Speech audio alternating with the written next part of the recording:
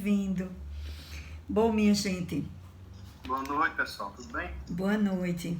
Vamos hoje, né? Eu separei uma mensagem aqui que fala sobre caminho para a cura.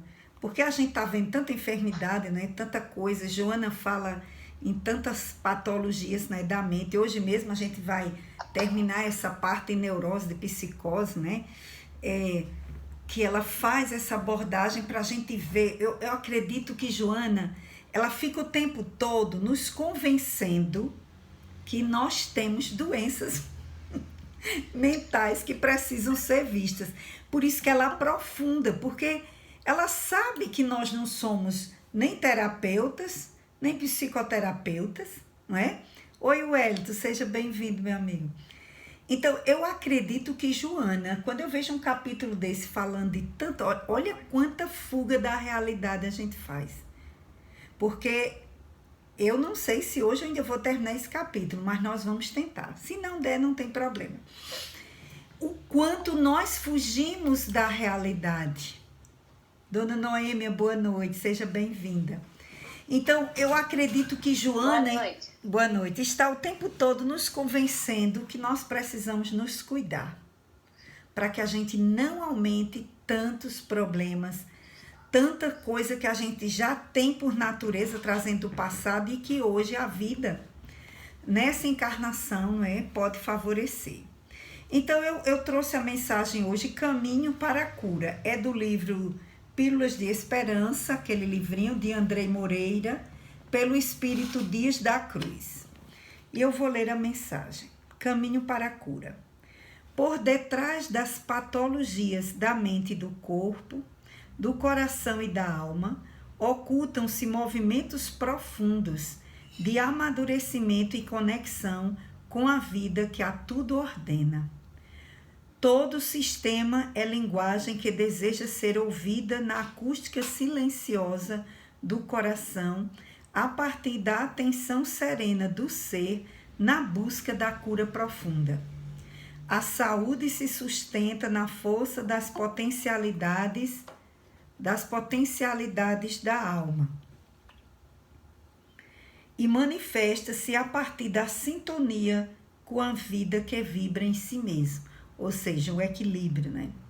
Todo ser é manancial e se nutre da fonte maior a espargir bênçãos em nome do amor.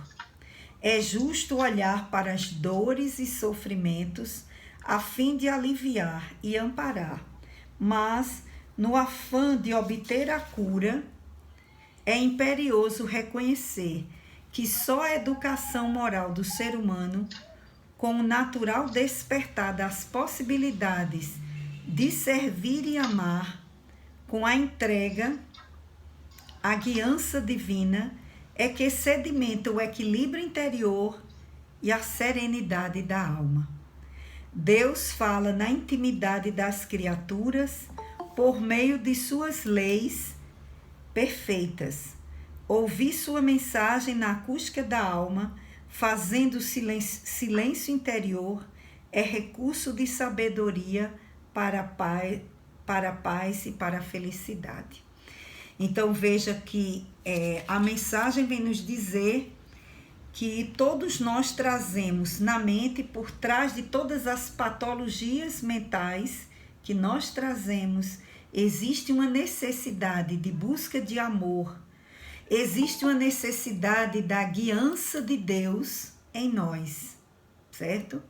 Então, essa mensagem vem dizer que a saúde se sustenta na força das potencialidades da alma. Quais são as potencialidades da alma? Né? Não são as dores, não são os conflitos. Joana está falando das potencialidades da alma. Aqui também o Espírito Dias da Cruz também nos fala das potencialidades da alma. Então, na verdade, nós precisamos estar abertos para desenvolvermos as potencialidades da alma. Na guiança de Deus, ou seja, nos entregarmos nesse conhecimento das leis de Deus, nessa certeza de que não estamos sozinhos, de que a vida, né, é um processo evolutivo para que a gente se cure das dores da alma. O ser que não reconhece que tem doenças está doente, não enxerga, porque todos nós trazemos doenças na alma. Então, meus amigos, minhas amigas, sejamos todos bem-vindos a mais um encontro nesse dia 27 de novembro, nosso último encontro de novembro.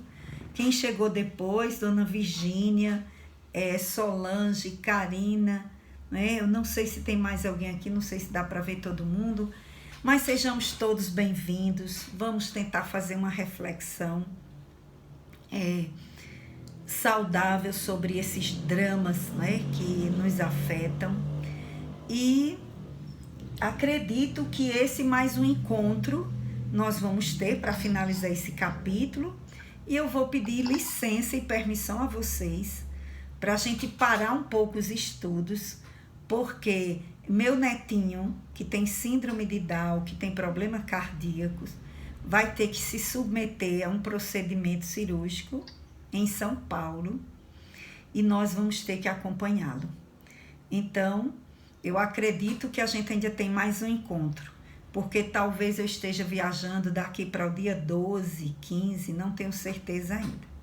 Mas esse procedimento provavelmente vai ser antes do Natal. Aí vai dar certo que a gente finalize esse capítulo, certo? Aí eu vou ter que parar um pouco para a gente poder se concentrar nessa viagem e dar esse apoio familiar. Eu sei que é um momento que eu vou pedir muitas orações a vocês também, porque é um procedimento arriscado, mas ele precisa fazer. Ele tem 2 anos, fez agora, a coisa mais linda do mundo. Depois eu mando a foto para vocês, que é para todo mundo orar por ele. Se Deus quiser, ele vai receber essa graça, essa moratória, a misericórdia, para ele continuar nessa encarnação, no seu aprendizado junto a todos nós. Fiquei meio assim, abalada essa semana, mas a gente depois entende, né? Sabe que nada acontece por acaso, que isso é um processo que ele já está se ajudando, né? Tudo isso é para ele se ajudar, para ele conseguir nessa vida, né, deixar na matéria o que lhe perturba e o que lhe perturbou na alma. Então a gente sabe que todas as doenças, todas as enfermidades, na verdade nós estamos nos depurando, ok? Então, dizendo isso, Divanício, seja bem-vindo, boa noite. Então eu vou pedir a vocês essa pausa que a gente vai fazer e eu não sei quando a gente retoma. Mas assim que puder, que passar essas férias, que passar a recuperação dele, não é? Aí a gente volta. Enquanto isso, vocês vão lendo, né? Vão revendo os vídeos. Eu posso postar toda semana algum vídeo que ajuda a entender os conceitos, para vocês também não ficarem enferrujados, tá bom? Então, vamos fazer a prece. Eu vou fazer, porque eu acho que quem está mais precisando talvez seja eu hoje mesmo. Então vamos, eu vou fazer a prece e vocês nos acompanham. Senhor Jesus, Mestre de amor, aqui estamos, Senhor, diante de Ti, dos nossos propósitos de estudo, de aprendizado, de busca, Senhor, do equilíbrio, de nossas energias mentais, espirituais, emocionais e físicas. Te pedindo, Senhor, as bênçãos para as nossas reflexões da noite de hoje. Que a Tua luz se faça, amparando cada coração na sua busca, na sua luta, no seu descobrimento interior, na sua busca de autoiluminação. Nos abençoa, Senhor. Sabemos que não é fácil traçar este percurso de nos conhecermos e de nos ajudarmos. Mas sabemos também que não estamos sozinhos, que a Tua misericórdia nos ampara, que aqueles que nos antecederam na vida, nossos parentes, amigos, guias espirituais, investe em nós, para que cresçamos, para que deixemos a nossa luz brilhar e superemos os nossos conflitos e as nossas dores. Assim, Senhor, confiantes no Teu amparo, na Tua misericórdia, nós te pedimos, nos abençoa a todos, principalmente neste momento em que o nosso planeta, Senhor, e todos nós estamos adoecidos, estamos precisando de um roteiro maior, da guiança divina, para traçarmos rumos novos em direção ao nosso equilíbrio emocional e espiritual, para que passemos por toda essa pandemia, por toda essa transição planetária, confiantes no Teu amor, confiantes nos propósitos divinos do reino de Deus que nos aguarda, da luz que há em nós e de que um dia seremos luzes e estaremos, Senhor, em paz com a nossa consciência. Abençoa todos os lares aqui representados, todos os nossos amigos e irmãos que não poderão estar conosco nesta noite, mas te pedimos por todos os que nos acompanharão, ouvindo estes estudos posteriormente, a qualquer hora do dia, da noite, que possa também se sintonizar com a Tua luz divina, para que ela possa resplandecer em nossos corações. Fica conosco, Senhor, hoje e sempre. Que assim seja. Que assim seja. Que assim seja. Vamos nós. A semana passada nós demos início ao capítulo, né, e ficamos ainda na questão dos mecanismos de fuga, né, que é uma coisa que nós precisamos compreender e saber se está claro para todo mundo o que significa os mecanismos de fuga. Porque esse subitem vai falar justamente das fugas da realidade. De que realidade Joana está falando?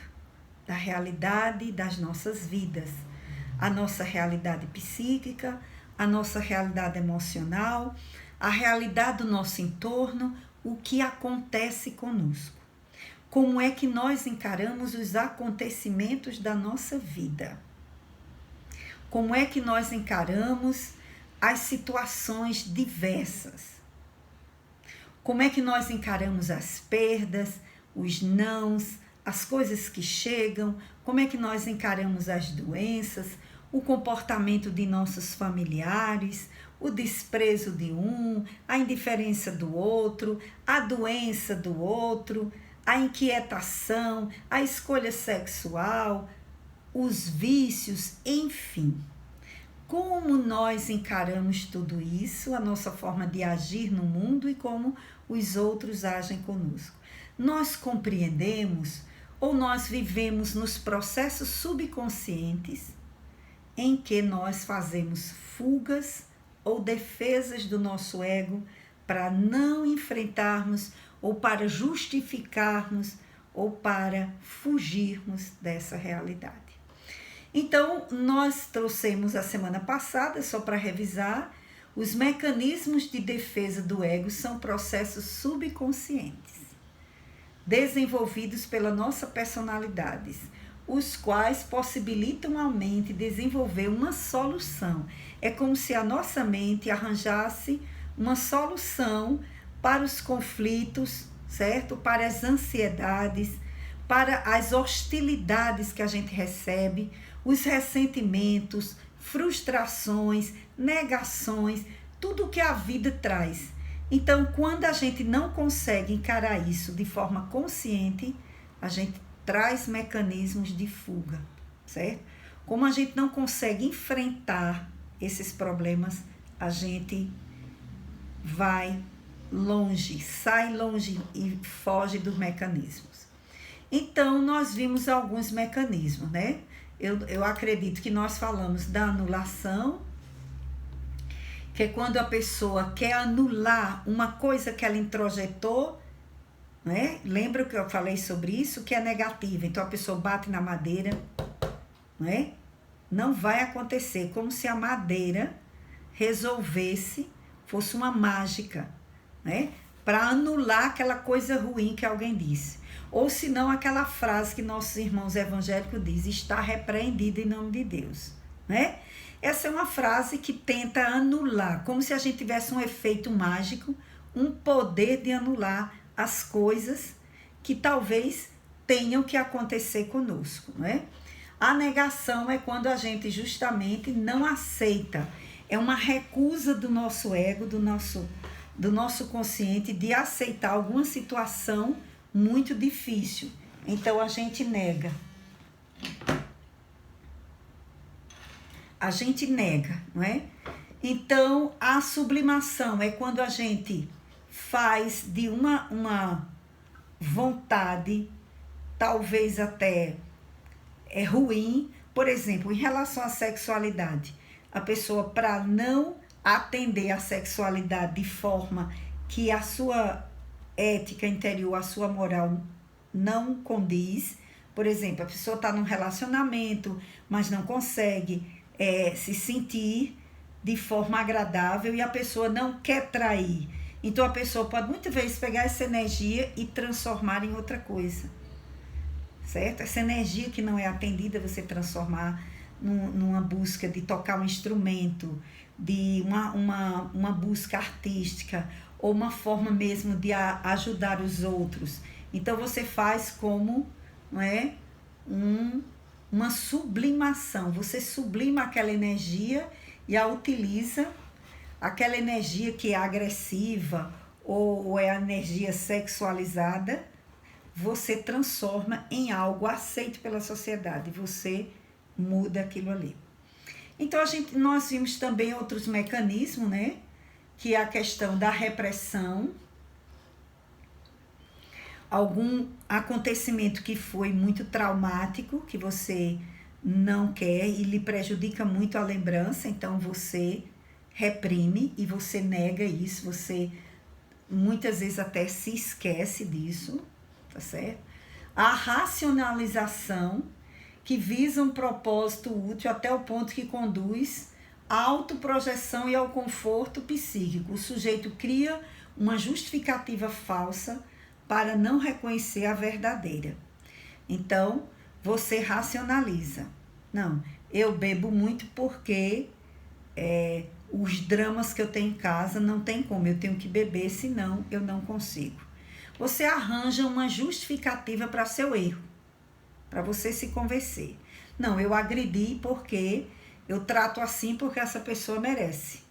Ela merece porque ela faz isso e isso.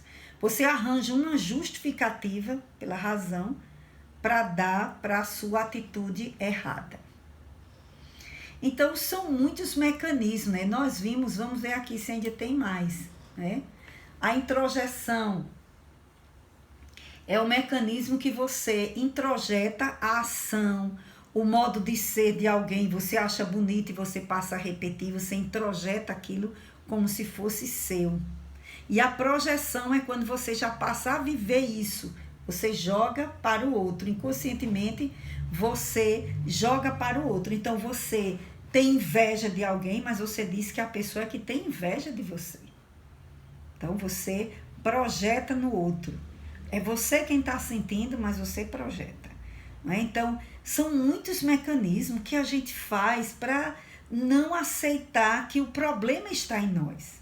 Para a gente fugir de ver. É uma fuga mesmo, por isso que Joana colocou. É uma fuga. O que mais? A questão do deslocamento, né? A pessoa tem vontade de agredir o outro e ele não agride. Então, ele mete a mão na mesa, quebra um troço, joga coisa no chão. Na verdade, ele queria agredir a pessoa, o outro que estava ali, mas ele não, ele desloca isso e faz em objetos e em coisas, né? Então, são esses mecanismos, e Joana ela vai retomar isso aqui e vai falar sobre alguns deles novamente, né? Ela vai falar sobre alguns desses transtornos, como ela vai falar mais adiante, né? Quando ela vai dizer esses diversos mecanismos de fuga aqui que ela fala, né? Da realidade, se lhe apresentam convidativos, desde a transferência de culpa, está aí na página 67, o primeiro parágrafo, ou seja, eu coloco a culpa nos outros. Eu sou assim porque eu fui criado assim, a culpa é do governo, a culpa foi da criação dos meus pais. Então, a gente está sempre fazendo transferência de culpa. Eu matei porque ele me agrediu. Então, eu estou me justificando. Não deixa de ser uma racionalização, mas é uma transferência. A culpa é do outro, não é minha. Depois, a introjeção das responsabilidades. Ela vai explicar isso aqui mais adiante, mas está começando aqui, que é justamente, eu acho que eu sou culpado porque algo de errado aconteceu. Então, a responsabilidade é minha. Eu não devia ter agido daquele jeito. Eu não devia ter feito isso. E a pessoa fica nesse tormento, né? Nesses sofrimentos. E, como ela diz assim, projeção da imagem deteriorada, que é justamente os nossos erros, as nossas culpas, a gente projetar nos outros. A complementação fantasiosa, inventar fantasias, como por exemplo, a pessoa está num relacionamento conjugal, não sente prazer e você, para atender aquela necessidade do outro, você imagina que está com outra pessoa, né? E Joana diz, e sucessivamente. Veja quantos mecanismos nós utilizamos. Como entender isso? Geralmente a gente só vai entender melhor isso fazendo terapia. Fazendo terapia é que nós vamos começar a descobrir quais são os mecanismos que nós estamos utilizando de fuga para não enfrentar a realidade. E por que a gente não enfrenta essa realidade? Por falta da nossa maturidade emocional, psicológica, espiritual.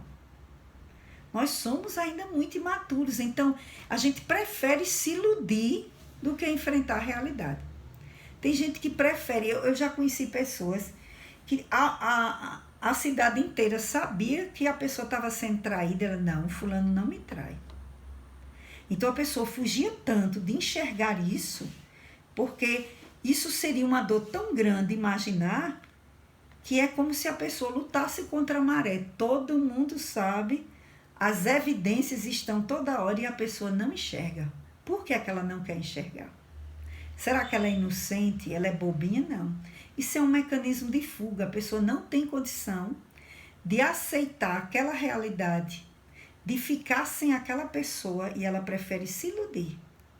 Ela prefere fugir de acreditar. Não, fulano não está fazendo isso. Fulano não faz isso comigo. Certo? Isso tem a ver com a nossa maturidade, porque a pessoa aceitar aquilo ali talvez fosse muito duro e ela não conseguiria viver com aquela verdade.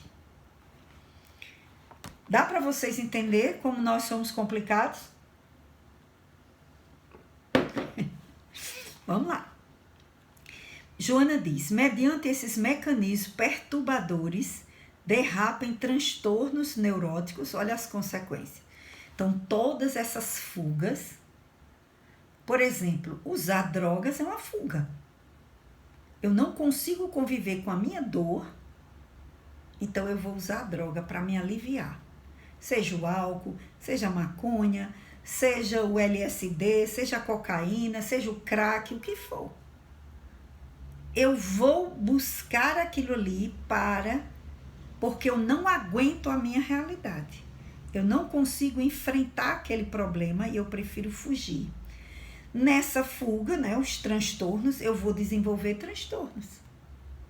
Que nós vamos ver isso aqui ainda. Então, mediante esses mecanismos perturbadores, derrapa em transtornos neuróticos, aí é onde nós vamos começar a desenvolver neuroses, que mais o afastam da realidade, levando-o a fixar o pensamento em detalhes mal trabalhados do seu desenvolvimento psicológico, que apresenta saídas de escape para evitar o enfrentamento consigo mesmo, com a realidade que é e que mascara com a sombra individual de que se utiliza para ocultá-lo. Meu Deus do céu! Quantas pessoas sabem que não devem beber e elas bebem? Elas não conseguem. Vem o conflito, vem a dor e bebem, ficam fora de si, fazem coisas que não deveriam fazer. A pessoa começa sabendo, não, eu vou fazer isso só para me aliviar um pouco. E depois ela perde o controle. E ela começa toda vez a utilizar esse mecanismo. Fez uma coisa errada, não está dando conta do que a vida está com muitas contas, está com muito sofrimento, com muitas dificuldades, não tem um conhecimento espiritual que fortaleça. Aí o que é que acontece? A pessoa vai para esses mecanismos para tentar suprir, trazer um bem-estar que ele não consegue fazer, conversando com o terapeuta, fazendo uma leitura, fazendo uma prece, buscando ajuda com um parente familiar. A pessoa não consegue fazer. Então, ela começa a desenvolver os seus transtornos neuróticos. Começa a buscar os vícios e começa a desencadear conflitos. Tudo isso, Joana diz, para evitar o enfrentamento consigo mesma. O que é que a vida está pedindo que eu preciso enfrentar? Como é doloroso, às vezes, a gente não ter forças para enfrentar. Não é que a gente não queira, é porque às vezes a gente não está conseguindo. Mas por que a gente não está conseguindo? E por que a gente não pedir ajuda? E por que a gente não investir em nós mesmos? Por que fugir? Então, isso é sério. Para o espírito acordar, vocês vejam que a consciência de sono, mesmo com sonhos, é essa, que o espírito ainda não consegue enfrentar suas dores. Ele não consegue enfrentar o abandono. Ele não consegue conviver com a falta. Ele não consegue conviver com a dor da solidão. E nós precisamos uns dos outros. Todos nós precisamos de ajuda. Ninguém está livre de chegar a uma situação dramática em sua vida, em que vai precisar de um ombro amigo, vai precisar da fé, do amparo espiritual, de uma terapia e da medicação. Então, a gente tem que estar aberto para isso, né? A gente tem que estar aberto. E aí Joana diz, fixa-se nessa fuga da realidade a preconceitos injustificáveis, permite-se o cultivo de superstições escravizadoras, apoia-se em muletas psicológicas de maneira que as preocupações com formas e fórmulas comportamentais impedem-no de ser legítimo, autêntico, na exteriorização pessoal. Então, vamos ver. Então, ela diz que esses mecanismos de fuga, na realidade, são o quê? Se apresentam, tem como consequências transtornos neuróticos, né? Então, vamos refletir um pouquinho sobre... Só um minuto aqui. Jailma, seja bem-vinda, boa noite. Então, vamos ver aqui. Esses transtornos neuróticos que Joana está falando, dentro desses vários mecanismos de fuga, nós vamos ver que a neurose é um quadro clínico atípico, né? Definido por sentimentos e emoções negativas. Há diversos tipos de neurose que podem afetar uma pessoa. Mas para você chegar a ser um neurótico é porque a coisa já está num nível muito grande de desenvolvimento, certo? Porque, na verdade, todos nós, quando estamos emocionalmente afetados, né, a gente pode ter neurose, né? A neurose, eu posso ter neurose e não ser neurótica, né? Porque a neurose é qualquer comportamento que você tem. Por exemplo, você está ali desesperado com uma fobia. Uma fobia não deixa de ser um comportamento neurótico, mas não é obrigado você ser uma pessoa neurótica. Você pode, em alguns momentos, você ter comportamentos, porque a neurose mesmo, quando ela é patológica, ela é uma coisa que atrapalha a nossa vida, né? Então, Joana vai dizer, né, por aqui, por esse estudo, que todos nós temos neurose, tá certo? Em algum ponto. Agora, deixar que isso vire um transtorno, deixar que isso vire uma coisa mais grave, aí sim é que quando começa a atrapalhar a nossa vida. Porque o neurótico mesmo é a pessoa que não tem domínio sobre os seus próprios pensamentos. É aquela coisa que fica na mente e que a pessoa não consegue parar. Ele tem que fazer aquilo ali, porque se ele não fizer, ele acha que vai morrer, que a família vai morrer, que alguma coisa de ruim vai acontecer a ele. Então isso aí já é um transtorno neurótico. Isso aí já é uma coisa patológica que precisa de medicação, precisa de acompanhamento psicoterapêutico, porque a pessoa, ela vai atrapalhar, ela não vai levar a vida comum, certo?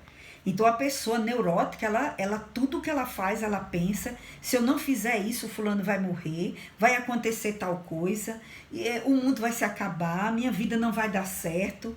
É um comportamento já bem... É diferente da gente estar numa neurose preocupado por alguma coisa que está acontecendo na nossa vida, por um estresse emocional, mas isso não chega a ser patológico, tá certo? Porque o neurótico mesmo, ele vive a vida como se ele jogasse um jogo de xadrez. E se eu disser isso, ele vai pensar o quê? E quais são as consequências? E a pessoa fica naquele pensamento. E ele não sai. Então você vai ver mesmo que é um comportamento que altera, que você vê que não é uma coisa já normal. A pessoa não sai do foco. Ela fica presa ali ao pensamento. Certo? Então... comportamento neurótico é muito mais grave, né? A pessoa pode desenvolver muita coisa doentia, né? Não é, por exemplo, a pessoa vê uma pessoa perfeccionista e acha que ela tem neurose. Não. O perfeccionismo é uma pessoa que quer a coisa organizada, quer a coisa direita e tal. Agora, se ele não dormir por causa disso, se ele atrapalhar a vida dele em função disso, aí já passa a ser um comportamento neurótico. Mas essas neuras que a gente tem de limpar as coisas, de fazer, isso só vai virar toque a partir do momento que a pessoa passa a ser um comportamento repetitivo que atrapalha a vida dele. Porque muita gente diz, fulano é neurótico, tá passando pano na casa e não quer que ninguém passe. Minha gente, pelo amor de Deus, você tá passando pano, tá limpando e o outro tá atrás, pisando. Isso não é neurose não, gente. Isso é sabedoria. O outro é que não... manda ele passar o pano para ele ver se é bom também. O toque é o sujeito que fica limpando tudo e que não para. É aquela coisa doentia. Diferente você querer as coisas organizadas, você arrumar as suas coisas.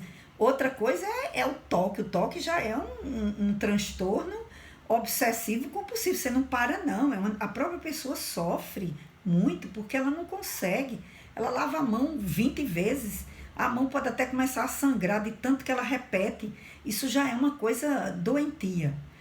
Isso que às vezes a gente tem de se preocupar porque deixa uma toalha em cima da cama, isso não é toque, nem é neurose não, viu gente?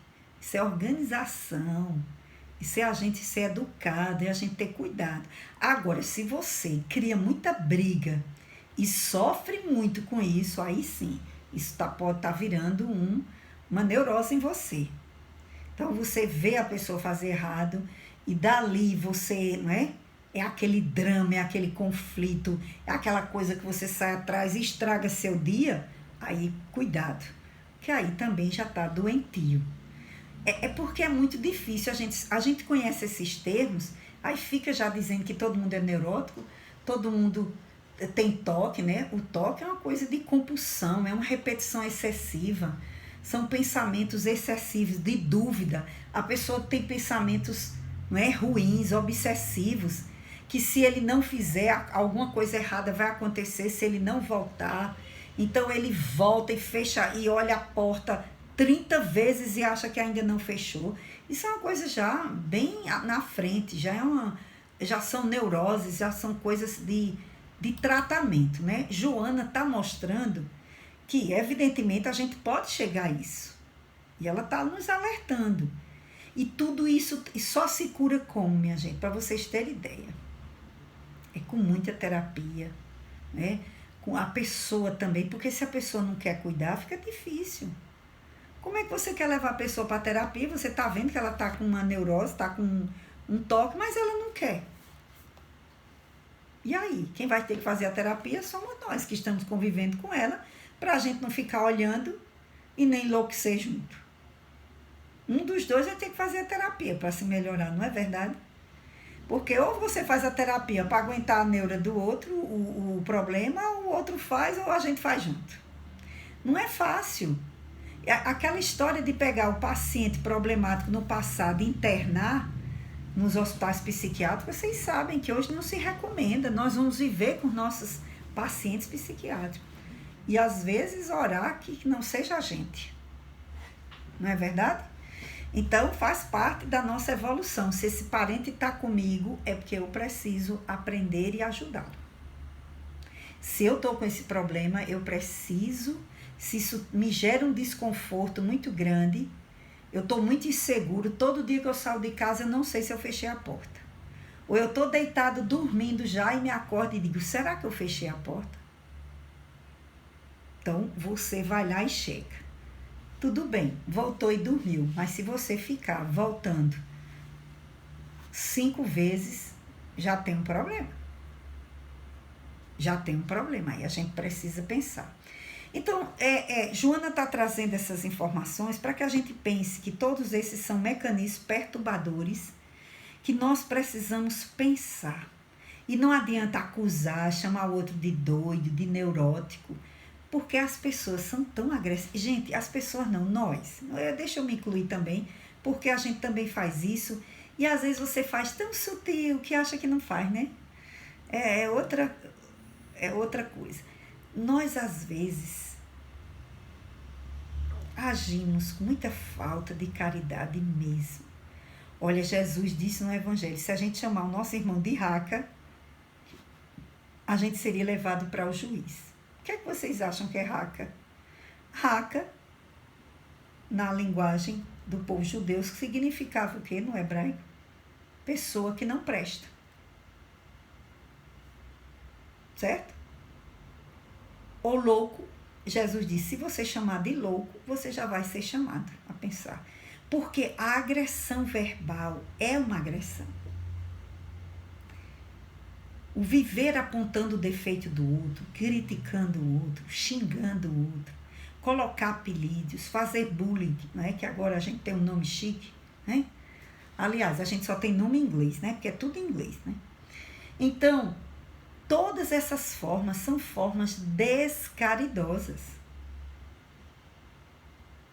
E vocês imaginem antigamente que a gente era criado assim, imbecil, jumento, idiota, burro, esse imprestável, vai carregar balaio na feira porque não serve para nada. Então vocês vejam, a gente ainda tem uma linguagem muito agressiva. Ai, fulano, como tu tá gordo. Ai, como esse teu cabelo. Que é isso, hein? Virou o quê? Virou o quê agora? Nós somos agressivos demais. Nós vivemos julgando, olhando os outros, botando defeito. A pessoa nem pediu nossa opinião. Aí por isso tem gente que é bem chata, diz, eu lhe pedi a opinião. Toco merecido. Toco merecido. Porque a gente foi mal educado mesmo, está falando e opinando onde não foi chamado.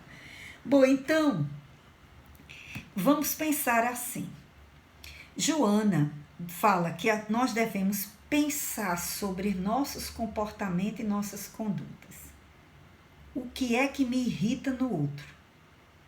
O que é que eu mais chamo com relação a meus filhos?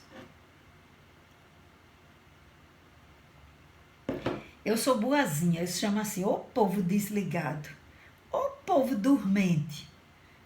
Tá falando do mesmo jeito. Ô povo dormente, mas que povo desligado é esse? Se achando, né? Como se eu também não fosse. Então, a gente faz isso até sem você notar. Às vezes é preciso alguém anotar no papel que você diz, eu não digo isso não. Ou botar um gravadorzinho para ali ouvir você dizendo, porque você acha que não agride, não. A gente faz isso até inconscientemente, certo? Então, é pensar sobre isso, porque a gente está ajudando a juntar esses preconceitos no outro, a criar essa dor, a criar os traumas, as fobias, os medos, o complexo de inferioridade do outro, aumentando a insegurança do outro. Então vamos lá. Joana continua. Ela diz, nós fazemos tudo isso para evitar o enfrentamento consigo mesmo, com a realidade que é, e que mascara com a sombra individual de que se utiliza para ocultá-lo. Então a gente esconde na nossa sombra individual, ou seja, a sombra é aquilo que eu não estou vivenciando, é aquilo que eu não quero enxergar em mim e que eu posso estar escondendo, mas às vezes eu vejo no outro. Por isso que Joana falou em projeção, aquilo que eu não quero ver em mim, eu jogo para o outro, é a minha sombra. Eu digo que fulano é orgulhoso, isso é minha sombra, eu sou orgulhoso, mas eu não consigo ver isso em mim, mas eu vejo no outro.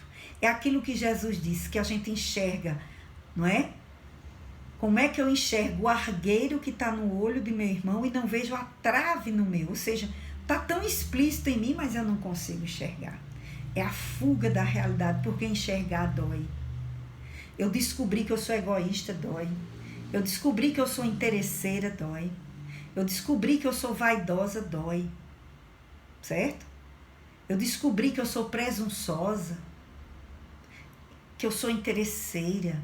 Todas essas coisas dói e nós temos tudo isso. Qual é a diferença do ser que está buscando a sua evolução?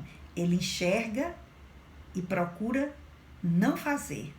Ele procura domar suas más inclinações, como diz Kardec na mensagem, que o verdadeiro espírito é o que procura domar. Não é que ele se esconde não, na fachada de bonzinho não. Ele sabe que ele é egoísta, mas ele procura dizer, você não pode ser egoísta. Pense um pouco agora no outro, se coloque no lugar dele. Você queria o quê? Se essa pessoa que chegou lhe pedindo isso, ou falando isso, se você estivesse no lugar dela, tente se colocar na dor do outro. Então, na hora que nós fazemos isso, nós estamos tentando nos ajudar. Porque não pensemos que a gente vai ser bonzinho nessa encarnação. Pode até ser bonzinho de fachada, mas bom, não. Qual vai ser o nosso mérito? É a gente não deixar a ruindade tomar conta. Olha, estou com egoísmo, mas eu não vou fazer isso. Eu vou exercitar o desprendimento. Eu vou tentar superar. Então, Joana diz, fixa-se nessa fuga da realidade a preconceitos injustificáveis. Então, preconceito é uma forma de justificar. Não, eu não vou pagar mais não, porque ele é burro. Ele não sabe fazer. E aí eu exploro, me justificando num preconceito. Porque a pessoa é um analfabeto, aí eu estou me justificando que ele não merece. Mesmo que ele faça o trabalho bem feito. Não, eu não vou pagar bem não. Isso é preconceito. Certo? É um exemplo. Fixa-se na fuga da realidade a preconceitos injustificáveis, permite-se o cultivo de superstições escravizadoras, que é para justamente fugir da realidade. Então, vamos pensar numa superstição. Apoia-se em muletas psicológicas, de maneira que as preocupações com formas e fórmulas comportamentais impedem-no de ser legítimo, autêntico, na exteriorização pessoal. Aí eu vou acender uma vela para o meu anjo da guarda, porque nada de mal vai me acontecer. Oh, isso é uma crença. Porque se ele é um anjo da guarda, ele não precisa da luz da vela. Ele só pode ser anjo da guarda se ele for um espírito iluminado. Certo? Então, aí a pessoa, se não acendeu a vela e ela foi fazer a apresentação do trabalho e ela tirou nota baixa, eu tirei nota baixa porque eu não acendi a vela para o meu anjo da guarda. Isso é superstição. Isso não é realidade. A pessoa cria isso. Entendeu? Não tem problema nenhum. Você quer acender vela para o anjo da guarda? Acenda. Agora, eu achar que meu fracasso, que a minha derrota, que a coisa ruim que aconteceu foi porque eu não acendi a vela, isso é uma fuga. Isso é uma fuga da realidade através da superstição. Certo? acreditar em crendices. O sapato, se ficar virado, a mãe vai morrer. Se a mãe morrer mesmo naquele período, pronto, ele vai passar o resto da vida achando que foi porque ele não desvirou a sandália. Então, a mente que faz isso é uma mente que está fugindo da realidade. Porque não existe isso. Quando a gente estuda Espiritismo e as leis de Deus, a gente sabe que Deus regula a vida. Deus não iria deixar, não é? Uma tempestade acontecer simplesmente porque você não botou uma barra de ferro atrás da porta, porque você não fez isso ou aquilo. Né? Então, as pessoas criam essas superstições, essas crendices, porque elas não conseguem enfrentar a realidade. Então, é mais fácil acreditar que eu fazendo uma coisa aqui, isso vai me ajudar, do que se eu tiver um amuleto, uma pedrinha, uma coisa, isso vai me ajudar, do que eu imaginar que eu tenho que me esforçar, que eu tenho que estudar, que eu tenho que ter vibração, pensamento positivo. Veja o quanto a doutrina espírita já nos chama para uma mente de responsabilidade. Certo? Por exemplo, as pessoas que acreditam em zodíaco, né, diário. Minha mãe teve uma fase que ela acreditava, meu Deus do céu.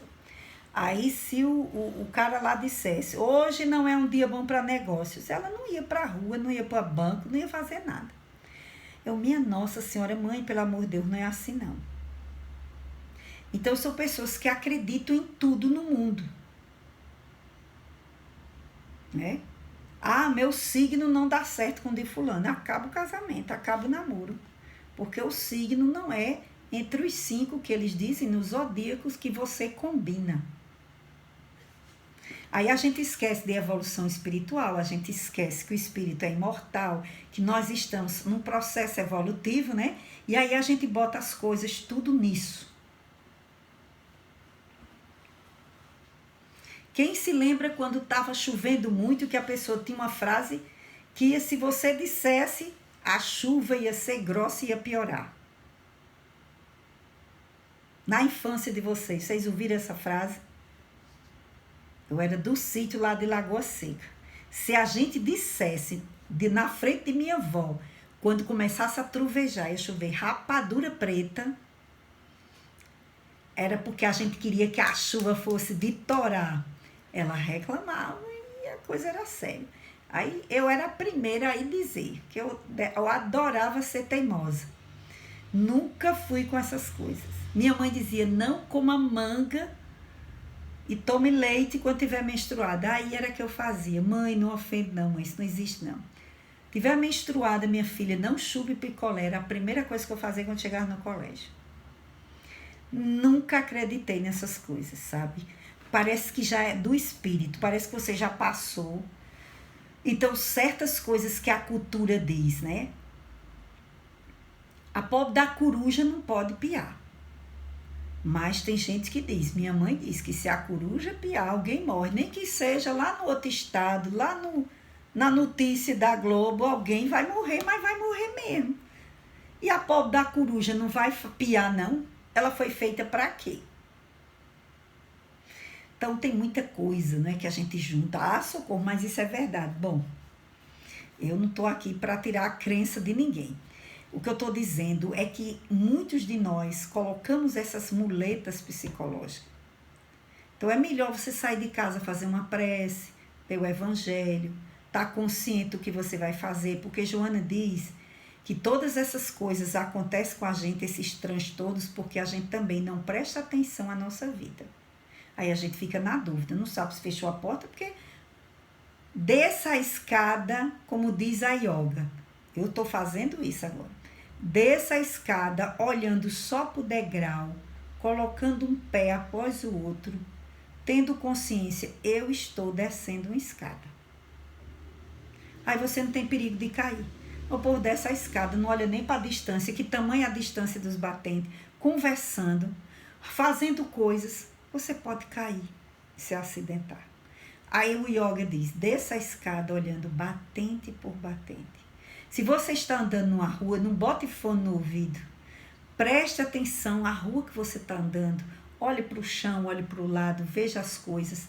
Tome consciência do que você está fazendo. Porque quando a gente toma consciência do que a gente está fazendo, a gente erra menos. E a gente foge mais desses mecanismos. Este é o resultado que encontrei na web. A gente consegue superar mais essas dúvidas que ficam em nós, se realmente nós fizemos as coisas ou não, se nós estamos cuidando melhor de nós ou não. Então, nada dessas superstições escravizadoras, certo? Faz parte da nossa cultura, faz parte da... A gente não pode julgar quem ainda tem, quem pensa assim. Vocês lembram daquelas histórias? Coloca a vassoura de cabeça para baixo, detrás da porta, que a visita sai. A visita vai sair, não foi por causa da vassoura. Foi porque você começou a pensar. Tá bom, já passou da hora. Você está começando a mandar energias para a pessoa. E não foi a vassoura. A vassoura é a bengala psicológica que você está usando para poder pensar nisso, né? Então a pessoa vai, bota a vassoura lá e todo mundo da casa sabe que a vassoura está lá e está todo mundo vibrando. Sai, vai-te embora, tá bom, chega, tá atrapalhando a gente. Ora, uma vibração dessa todinha, vocês acham que não atinge a pessoa? Uma prece não vai? A energia? Mas não foi a vassoura. Vassoura virada não tem poder para nada. Mas você virou a vassoura e começou todo mundo a pensar. Divanício, quer falar alguma coisa? Vi que você abriu o fone. Quero não, Socorro, é que caiu aqui a internet e tá. De novo agora, entendeu? Desculpa aí. Tá, não, mas se quiser não tem problema não. Quem quiser falar alguma coisa pode falar. Ou perguntar. Então, nós usamos muletas psicológicas. Um vício é uma muleta psicológica, certo? Eu fico firme se eu fumar. Aí eu usei aquela muleta para eu poder ir. Eu uso a bebida, eu uso a droga para eu poder ter energia, ter força para fazer o show, para fazer qualquer coisa. São muletas psicológicas. A gente se utiliza de muitas muletas psicológicas, certo? Então, Joana diz que tudo isso nos impede de sermos legítimos, sermos nós mesmos, sermos autênticos, certo? E de exteriorizarmos a nossa real, a exteriorização pessoal. Eu tive uma secretária aqui, uma empregada, gente, que ela tinha tanta crendice, que eu ficava perplexa. Tudo no mundo ela tem uma justificativa. Não pode fazer isso não, que ofende. Não pode fazer isso não, porque prejudica o dono da casa. Não pode fazer isso não. Eu digo, criatura, não, minha mãe me ensinou e eu acredito. Eu disse, tu acredita mesmo? Tu já fizesse o teste diferente para ver se realmente acontece? Deus me livre. Então a pessoa não queria nem testar. Deus me livre que eu vou fazer isso. Eu digo, pô, minha filha, aqui você não vai fazer esse negócio não, porque não vai dar certo não. Então veja que há pessoas que seguem isso mesmo. E outras que já têm uma maturidade para analisar e ver que não é assim. Veja como Kardec foi científico. Kardec disse, não vamos assistir às reuniões das mesas girantes, porque as mesas falam, dão resposta. Ele diz, desde quando mesa tem cérebro para pensar e coração para sentir. Eu quero que você me prove que mesa tem cérebro. Então, Kardec, por antecipação, já entendeu que uma mesa não poderia dar resposta e o povo estava lá, né? Então, ele foi descobrindo que o quê? Não era a mesa, eram os espíritos que manipulavam as energias dos médiuns e faziam a mesa se mexer. Para o pé da mesa ir para o sim ou para o não, de acordo com as perguntas que eles fizessem, ou para o alfabeto. Então, vocês vejam, daí Kardec provou quanto ele analisou, quanto ele pesquisou, para que a gente possa ter hoje o que a gente tem como doutrina espírita. Quantos transtornos neuróticos dessa atitude decorrente se instalam no comportamento, levando o paciente a um locus de dominação ambiental, ou de controle geométrico, ou de conduta desorganizada, ou de cálculo matemático. Aí aqui a gente já vai ver, né, que a pessoa já está numa neurose já bem mais adiantada. Aqui já poderia ser um quadro psicótico, neurótico, ou de toque, né? Porque, veja, a pessoa, como é que ela diz? Olha o que é que ela diz. Levando o paciente a um lugar, locus é a palavra latina, quer dizer um lugar mental, né? A um lugar de dominação ambiental. Então, vocês vejam que há muitas pessoas que ficam no controle do ambiente, aí começa a ter aqueles comportamentos que fica de um lado para outro, que passa o pé na parede, ou que faz gesto, ou que faz coisa, num comportamento repetitivo de determinadas ações, não é? Ou uma conduta desorganizada, ou cálculo matemático. Sabe aquela pessoa que fica calculando tudo, quantas portas tem ali, quantas janelas, quantas coisas, e ele fica.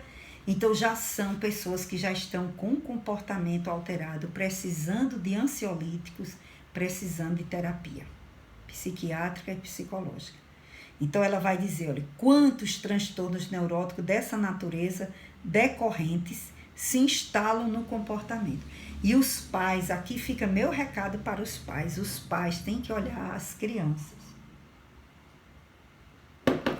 Tem que olhar as crianças desde cedo para ver como elas se comportam, o que é que elas estão com comportamento repetitivo, para que possa desde cedo já descobrir e já começar a tratar. Né? Quanto mais cedo essas coisas forem descobertas e a gente puder ajudar, é melhor. No meio disso tudo, nós somos espíritas e a gente sabe que um tratamento espiritual ajuda, o tratamento de passe ajuda, o evangelho ajuda. Por quê? Porque a pessoa está com dificuldade de entender a realidade. Então, com oração, ela pode começar a se acalmar, porque a oração tem efeito calmante. Ela pode começar a desenvolver a fé, porque ela está achando que ela tem a responsabilidade de estar ali naquele ambiente, de organizar, de limpar, ou senão ela foge da realidade num comportamento mais psicótico, que aí ela foge da realidade e ela acha que está tudo limpo e ela não toma banho, ela não lava nada, ela não faz nada. Então, quando esses comportamentos são vistos desde cedo, nós temos condições de tratar melhor e de acompanhar essas pessoas, porque elas vão precisar de oração, de carinho, vão precisar de compreensão. São espíritos que estão em provações, que estão trazendo conteúdos dificílimos do inconsciente. Muitos até estão passando por obsessões, por perseguições espirituais, com problemas de mediunidade em desequilíbrio. E nós vamos precisar de todo esse conhecimento para a gente ajudar.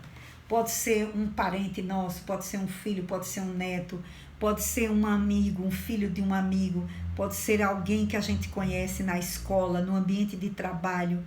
E nós vamos procurar ajudar. Então, Joana continua dizendo: repete as ações automaticamente, sem que se dê conta, inquietando-se e insistindo nelas, até se conscientizar de haver agido corretamente.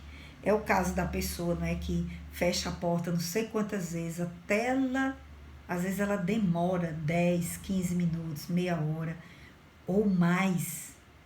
Vocês imaginem o sofrimento dessa pessoa, né? Aí Joana começa a dar exemplos. Quem gostaria de ler? Ao se deitarem, até a outra página, até a realidade. Pode ler, Wellington? Ao se deitarem, até a outra página onde tem realidade. Leia, por favor, que são exemplos. Ao se deitarem, por exemplo, apresentam-se-lhes dúvidas a respeito de haver ou não fechado a porta da rua, desligado o aparelho de televisão ou outro qualquer, e enquanto não forem verificá-lo, não conseguem adormecer. Outros procuram objetos que estão com eles mesmos, que se encontram no corpo, e desesperam-se buscando óculos que foram postos na testa, chaves de automóveis que se encontram na mão, ou que se preocupam em demasia por algo insignificante, mas que se lhes afigura de alta relevância.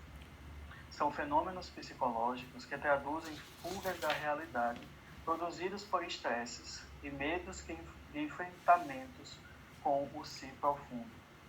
Noutras vezes, tudo quanto acontece de desastroso em torno deles ou de referência à sua pessoa, autoculpam-se, assumindo a responsabilidade que não a têm, por não haverem pensado nesse insucesso ou porque negligenciaram providências mediante as quais poderiam ter evitado a infeliz ocorrência.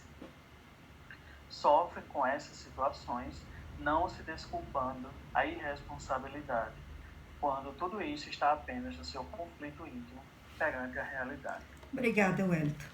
Olha esses 3 exemplos aqui para a gente pensar, né? Que eu acho interessante. Então, ao se deitar é o exemplo da porta e pode ser outra coisa que você se lembre. Ai, será que eu desliguei o fogão? Bom, eu já vou orar. Quando eu vou me deitar, eu já levo minha agenda.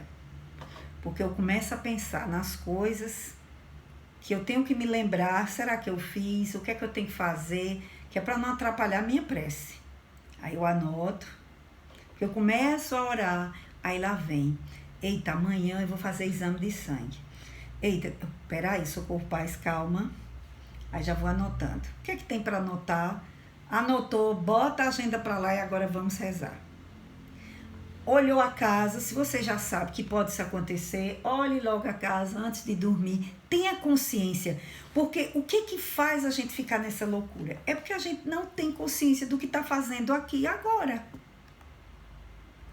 Vou me preparar para dormir, então tá, não vamos discutir problema agora, porque senão eu vou fechar a porta no automático, falando com alguém, ou pensando noutra coisa, ou ainda assistindo uma notícia, porque a televisão ainda está ligada. Você faz as coisas prestando atenção a outras, ou ouvindo outras, resultado, não faz com consciência. Então, para evitar isso, para.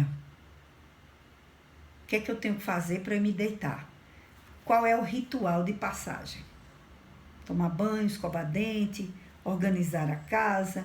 Tem feijão para botar de molho, ervilha, lentilha, grão de bico. Isso é a minha realidade. O que é que eu tenho que botar de molho para amanhã? Né? Aí você lembra, bota o que tem de molho, guardou o que tem que fazer na geladeira, arrumou, fechou, vai tomar banho, escovar dente. O que é que você tem que fazer do seu ritual? Ter consciência. Toma consciência do que está fazendo, que não gera isso. Cheguei, estacionei o carro aonde? Meu filho, uma vez com 25 anos, ele deixou o carro no centro da cidade e veio de ônibus para casa. Isso ele já tinha carro, já fazia bem 3 anos, gente. Olha o estresse que essa pessoa estava. Se fosse no primeiro ano que você comprou o carro, eu diria, foi no primeiro ano, né? O carro só faz 1 ano. Era uma pessoa idosa? Não, um jovem de 25 anos. Quando ele chegou em casa de ônibus, atrasado para almoçar, para sair de novo, aí todo mundo olhou para ele e disse, cadê o carro? Tu botasse aonde? Meu Deus do céu, onde eu deixei o carro? Não sabia nem onde tinha deixado. Então veja o nível de estresse que essa pessoa estava na época, estava mesmo. Estava fazendo doutorado, estava trabalhando muito e se preparando para se casar. Durante a semana ele viajava para Recife, aí às vezes no final de semana para Aracaju e voltava para Campina Grande. Então olha o nível de estresse que essa pessoa estava. Então isso prova que a nossa mente ela tem limite, que o nosso cérebro é uma máquina, ele precisa descansar. Eu preciso estar na cozinha fazendo comida, no mínimo assistindo uma palestra de Haroldo, eu aceito. Ou de Vitor, ou de outra pessoa, eu aceito. Mas eu não fico o tempo todo, porque senão eu também não me concentro no que eu tenho que fazer. Há algumas coisas que eu posso estar ouvindo e fazendo, outras não. Eu tenho que parar e desligar e dizer, não, agora eu vou pensar nisso aqui. Certo? Que é pra gente não se acostumar nessa dispersão. Por quê? Porque a gente chega em casa, o que é que todo mundo diz? Você não aguenta nem ficar com você. Chegou em casa, tem que ligar a televisão. Quer dizer, você não para. Eu fiz uma vez um curso de yoga, né?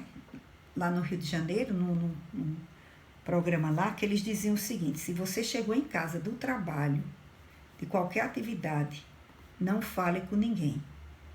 Eles mandavam, diziam que o melhor é a gente chegar em casa 15 minutos em silêncio num lugar, sem falar com ninguém. Que é para você poder tirar toda a energia do que você veio, das preocupações do ambiente que você estava, da confusão, do trajeto, sei lá, de tudo, e você dizer agora, cheguei em casa, eu estou aqui, respirando. Claro que a gente não tem tempo de fazer isso, eu nunca tive, né? Com 7 filhos, mais 8, mesmo de coisa para fazer, eu nunca fiz isso. Mas eles diziam que a gente devia fazer. Por quê? Porque a gente chega estressado com os problemas, com tudo. Chega em casa, mal fala com as pessoas, joga em todo mundo, joga a energia agressiva que a gente chegou, a energia desgastante a gente joga nos outros e desestrutura o ambiente. Então, ele diz, quando você para, que você tem esse... Joana diz, não saia de uma atividade e vá para outra sem você dar um espaço de parada. Ela não diz isso, mas Joana leu a filosofia oriental. Joana leu o budismo. E Joana nos trouxe um livro, Plenitude, que é onde ela fala de todo o conhecimento budista junto com o conhecimento espírita. É o livro Plenitude. Então, Joana sabe. Ela diz, não saia de uma atividade de imediato para outra, porque você vai se quebrar. É o que a gente faz hoje na atualidade. A gente não consegue ficar sem ligar a televisão, sem ver uma notícia. O camarada assiste todos os jornais do mundo, enche a cabeça de problemas, de conflitos que não são nossos, que a gente não vai resolver. Junta com os nossos, junta com o da família, não para... Então, quando diz, chega em casa e tem um momento de você, não converse logo com as pessoas, vá tomar seu banho, tenta passar um tempo, vai por baixo do chuveiro, relaxa um pouco, aí você respira e você tem condição de não estressar e não jogar tanto estresse nos outros. Então, vocês vejam, né? Que o aconselhamento e as orientações de hoje já está chegando por todas as áreas. Por que é que nós estamos fazendo tanta coisa errada? Porque a gente não está se reabastecendo, refletindo. Nós precisamos de calma. Jesus, para mim, olhe, não tem exemplo maior do que Jesus. Eu sou fã desse cara. Porque o Filho de Deus, que guia e conduz esse planeta, a estrela luminosa que é Jesus. Vocês acham que Jesus realmente precisava parar para orar? Por que será que ele parava, saía da multidão? Era para ensinar os apóstolos, era para ensinar tudo o que Jesus fez. Ele não precisava de nada daquilo ali.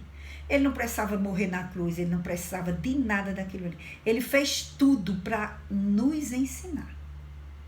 Toda a ação de Jesus é um ensinamento. Então, ele se retirava para mostrar o quanto é importante orar. Porque só em Jesus estar aqui na terra, minha gente, já era uma luz, uma estrela andando num corpo. Para aguentar aquela luz divina dele, tinha que ser um corpo, viu? Porque Jesus é luz. Então, por que Jesus ia orar? Era para ensinar a gente. Para deixar isso marcado. Ele ia orar. Então, esse orar é a gente se reabastecer das nossas forças.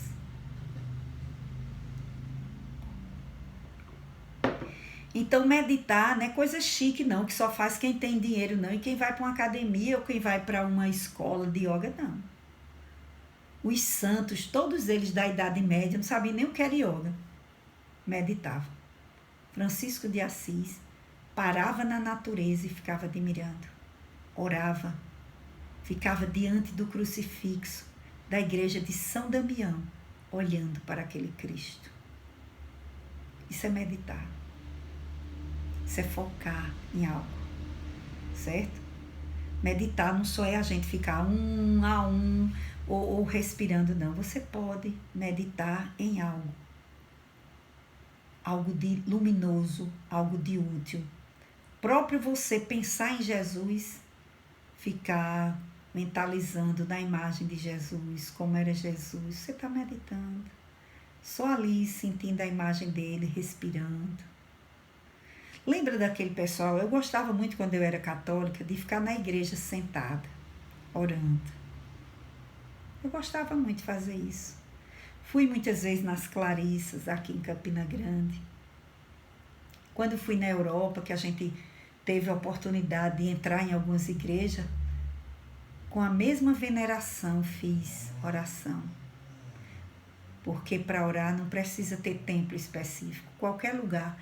Mas aquele era um lugar de respeito às tradições, à fé dos outros. Então a gente pode sentar e orar, caladinho.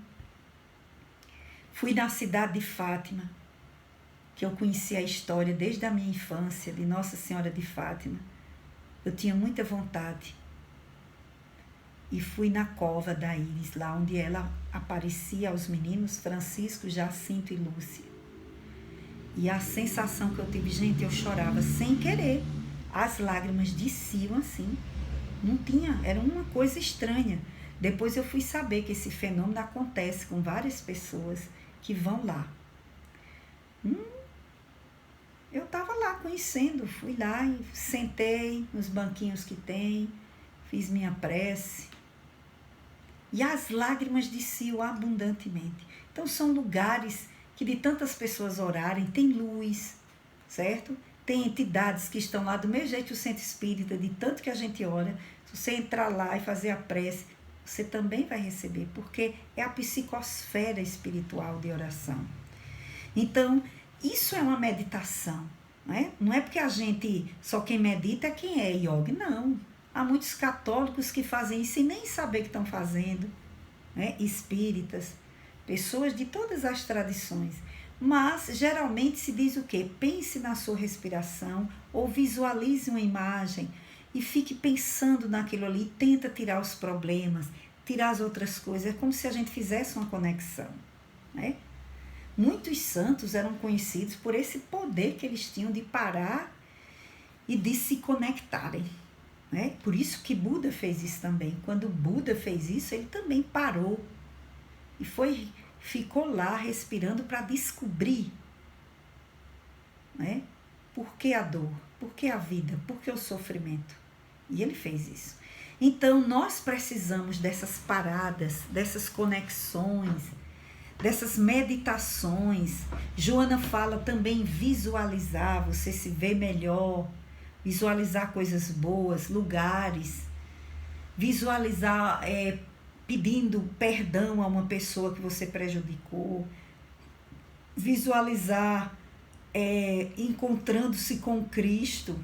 Divaldo tem visualizações terapêuticas.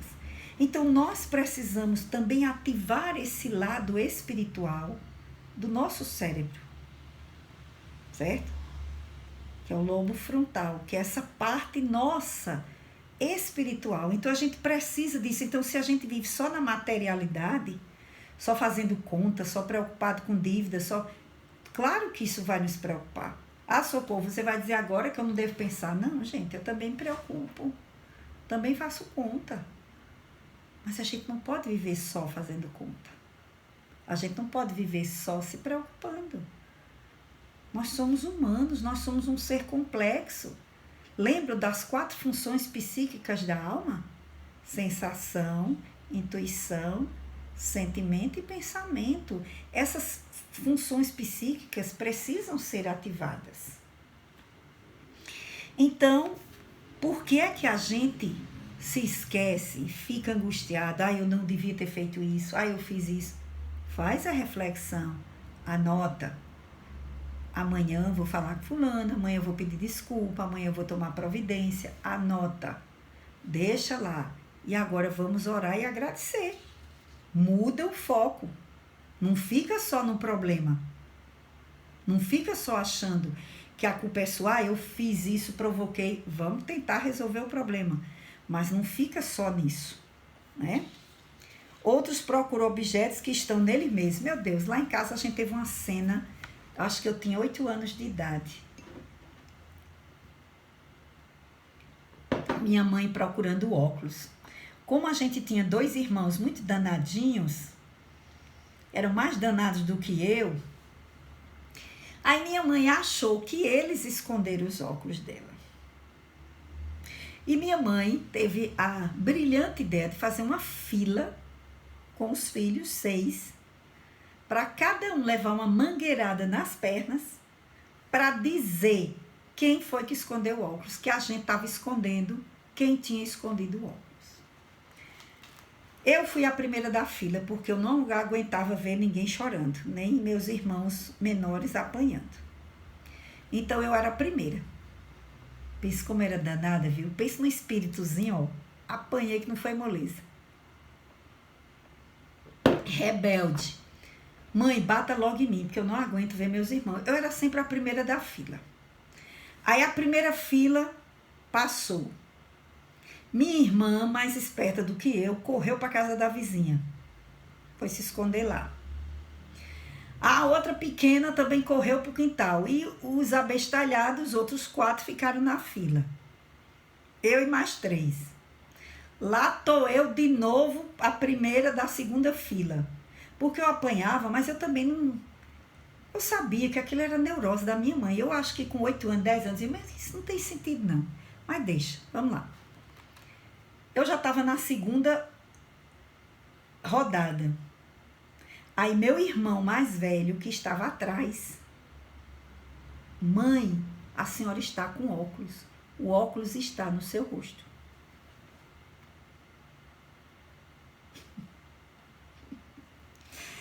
Eu sei que todo mundo apanhou, nem que seja de uma vez, e eu apanhei 2. Aí lá vai minha mãe chorar, pedir perdão. Aí eu ficava danada. Eu era a única que eu não chorava e dizia, por que a senhora faz isso? Por que a senhora faz isso?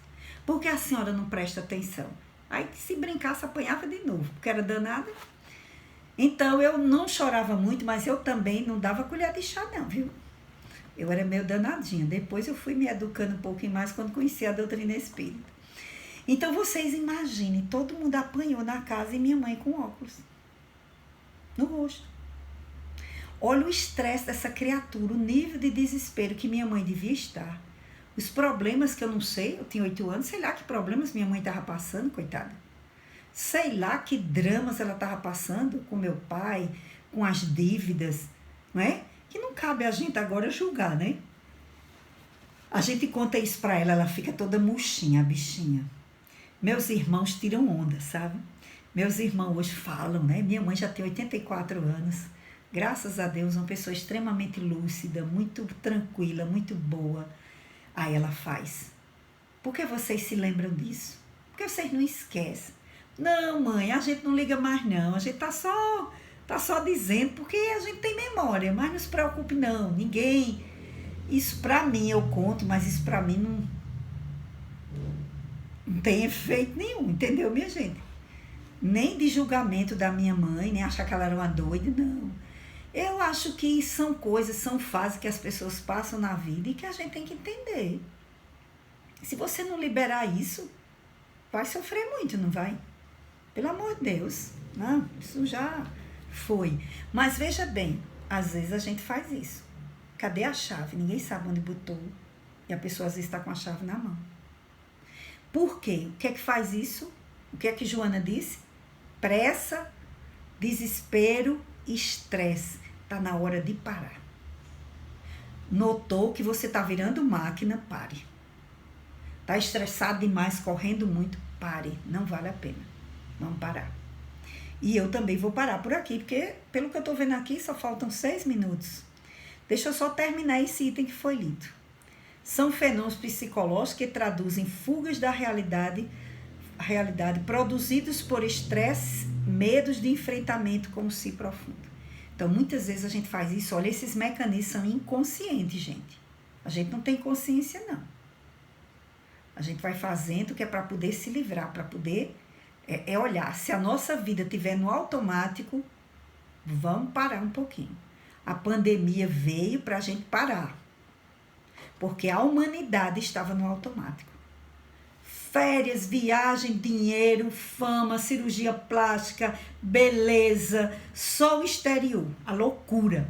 Se eu não tenho isso, eu vou roubar. Se eu não tenho isso, eu vou prejudicar a vida dos outros. Se eu não tenho isso, eu também enlouqueço. Eu entro em depressão, eu fico neurótico, eu vou para as fugas. A humanidade estava no automático. Não pense que essa pandemia não é para isso, não. Nós estávamos fugindo. Eu tô nervosa, então eu vou pro shopping passear. Eu tô ansioso, vou assistir um filme. Assisto um filme de terror, um filme de guerra, um filme de violência, o cara sai pior. Eu vou comer bem muito, que é para me aliviar. Isso tudo é inconsciente. Eu como muito. Eu chego em casa e nada disso me satisfez. Lá vou eu pra televisão, até não sei que hora da madrugada. Vou assistir uma série. Gente, as pessoas estão neuróticas. Nós estamos vivendo muitas fugas. Agora a gente tem que pensar, eita, eu tenho que ir no shopping, mas eu tenho que ir rápido, então eu vou fazer só o quê? Nós temos que pensar. Por que essa pandemia veio? Boa noite, Aline.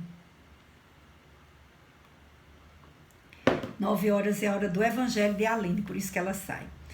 Então, minha gente, vamos parar por aqui. Então, Joana diz que nós precisamos pensar. Eu vou até marcar onde a gente parou aqui, certo?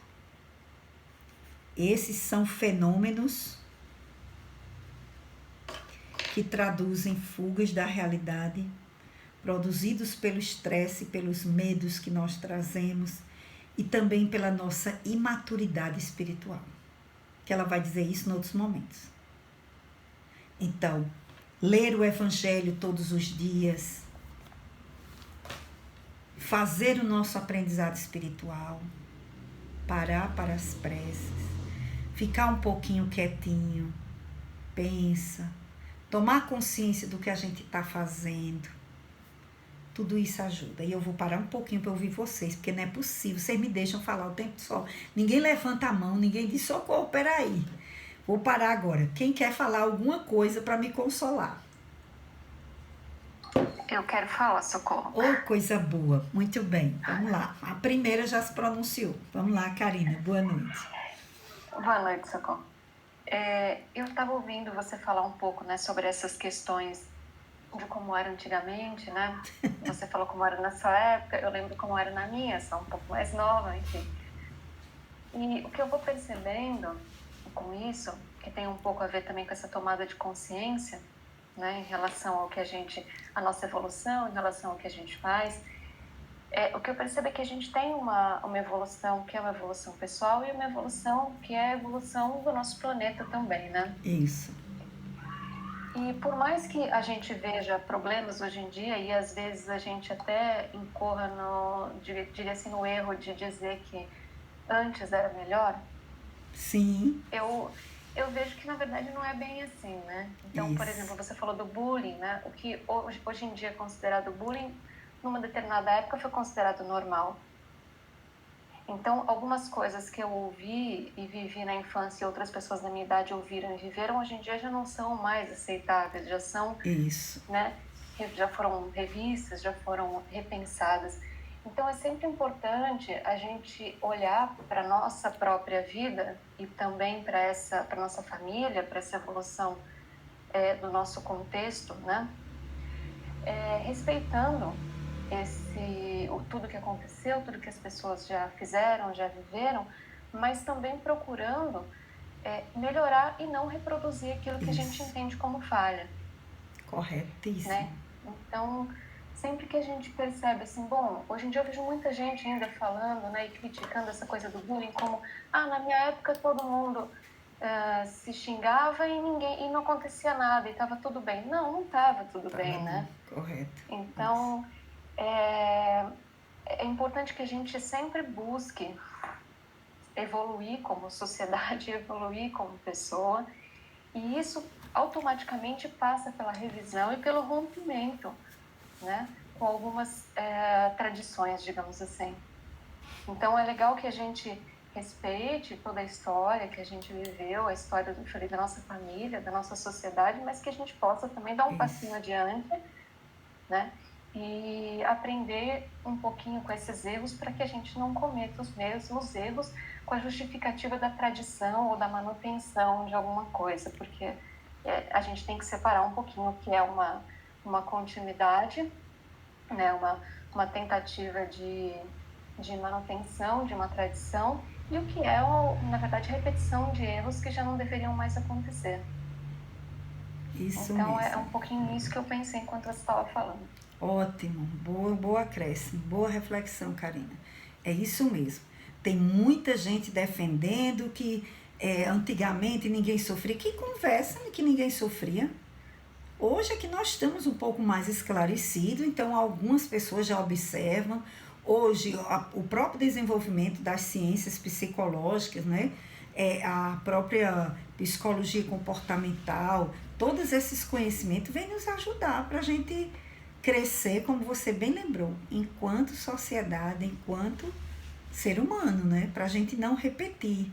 E como o processo evolutivo nunca para, não tem essa história, porque eu já tenho tal idade, não adianta mais não, que não muda. Muda sim. O ser humano pode mudar sim. Isso depende da vontade, da conscientização, né? Quem mais gostaria de acrescentar? Obrigada, Karina. Muito obrigada. Bom, eu gostaria de pegar esse gancho da fala de Karina para comentar, dizer que nós já tivemos evoluções, né? Nós estamos tendo evoluções. Não estamos tão ruins assim, né? Nós éramos, hoje com certeza já tivemos avanço em leis, em comportamentos, né? Em direitos, em de proteções de toda a ordem. Então, assim como a Karina falou, realmente, que a gente não reproduza esses comportamentos, mas a gente também precisa ter consciência de que nós já crescemos, já evoluímos, a sociedade ela está evoluindo, né? Sobre o tema de fugas, eu gostaria de deixar a sugestão de 2 livros muito importantes de Joana de Ângeles, que eu acho que ela fala muito bem sobre isso, que é o capítulo 1 de Conflitos Existenciais, né? Que o capítulo 1 é sobre fugas psicológicas, muito bom capítulo. E o livro Plenitude, que você falou, e aí eu gostaria de destacar um capítulo específico, que é quando ela fala sobre o poder da autocura, né? Que ela vai dizer o caminho para a nossa autocura e como a gente conseguir essa autocura, né? E ela fala sobre o poder do subconsciente, ela vai dizer o quanto é importante a gente ter essa tomada de consciência do que eu estou fazendo, de me concentrar naquilo que eu estou fazendo, como você muito bem falou, para a gente não tirar o nosso foco do que realmente é importante e colocar no que não é importante. Porque a sociedade hoje, né, a mídia, internet, sociedade, enfim, como um todo, tira muito nosso foco, né? Joana de Ângeles ela vai falar na questão do brilhantismo, né, da questão dos fogos de artifício que chamam nossa atenção lá fora para o que não é importante. E aí a gente não concentra, né? E aí uma coisa que nesse trechinho que ela falou, acho super interessante, é a questão da autoculpabilização. A gente comete o erro e automaticamente a gente se culpa. Eita, e agora? Meu Deus, eu não deveria ter feito. E agora? E agora? Então, ela falou justamente desse processo inverso, para nós não nos culparmos, é nós nos responsabilizarmos. Eu fiz, bom, agora o que eu tenho que fazer para reverter, para corrigir, para desculpar, né? Então, assim, acho que esses 2 livros, muito bom para quem quiser aprofundar um pouquinho desse tema sobre fugas, né? E aí eu gostaria de dizer, tem uma música de Lenine que eu acho que gosto muito, que é Paciência. Né? E às vezes eu escuto, ouço muito, porque além da letra ser belíssima, ela traz uma sutilidade, uma leveza, né? E ele fala justamente desse processo que a gente precisa parar, dessa paciência que a gente precisa ter conosco mesmo, com o mundo, com os outros, né? Então, assim, acho que realmente a gente precisa dar um stop às vezes, de parar, refletir, pensar, para a gente parar de fugir, né? Porque a gente vai ter uma hora que a gente vai precisar parar de fugir, né? Muito bem, Wellington, bem lembrado. As referências bem lembradas. Conflitos existenciais, não é? E o livro Plenitude, que a gente já tinha comentado aqui. Pois é, meus amigos e minhas amigas. Alguém gostaria mais de falar alguma coisa antes da gente encerrar, porque já estamos no horário? Eu fico feliz, não é, em a gente poder fazer essas reflexões, porque esse momento que nós estamos vivendo é é o momento de ir para dentro. Nunca foi tão necessário a gente pensar sobre nós mesmos. Evolução espiritual implica em equilíbrio das emoções, equilíbrio das nossas buscas, equilíbrio e compreensão dos valores essenciais da vida, né? Por isso que aquela frase que está no pórtico, né, de Atenas, quando Sócrates viu, né, a frase conhece-te a ti mesmo, e logo abaixo, nada em excesso ou em demasia, vem nos falar disso. Nós precisamos sair, nós precisamos estar em contato com o outro, mas nada em demasia. O equilíbrio, nada em excesso. Então, nós precisamos parar esse momento para justamente ver se a gente equilibra, se equilibra um pouco e equilibra a própria natureza, não é? Então, vamos pensar sobre isso, descobrir, não é, em que é que nós estamos fazendo as nossas fugas. Até tentar descobrir. Não vai ser fácil, mas é bom tentar descobrir, tá certo? E vamos tentar finalizar mais uma vez na próxima semana. Se Deus quiser, a gente finaliza, tá bom? Então, vamos fazer a prece. Quem vai fazer a prece hoje é o Wellington. Pode ser, Wellington? Pode ser. Pois Pode tá ser. bom. Pois então, vamos ouvir. Eu agradeço desde já a todos vocês, a presença, não é? Esse acompanhamento, esse carinho que vocês têm de a gente estar junto aqui, refletindo, né? E vendo essas carinhas também, vendo vocês todos aqui. Quem não tem a carinha, eu fico imaginando a carinha de vocês, tá bom? Então, vamos agradecer. Então, que possamos fechar os olhos e que, após esses momentos tão belos, tão ricos, de consciência, de reflexão, possamos agradecer ao nosso Pai querido e ao nosso irmão, amigo e mestre, guia de nossas almas, de nossas vidas, aquele que nos veio há 2000 anos, com sua docilidade, sua gentileza, seu amor, mostrar à humanidade como amar o próximo, como se amar, como criar o reino de Deus na terra. Ó Mestre querido, tu que nos trouxestes tantos exemplos, o teu Evangelho tão rico, possa nos consolar, possa abrandar as nossas dúvidas, as nossas dores, possa fazer com que nós fortaleçamos a nossa fé e a nossa esperança no amanhã. Nunca precisamos, Senhor, de tanta confiança, de tanta fé, de tua misericórdia tão linda, bendita, que nos acolhe de teus braços seguros para nos consolar. Nunca precisamos tanto, Senhor, da tua presença em nossas vidas, do teu amor, do teu colo, Mestre.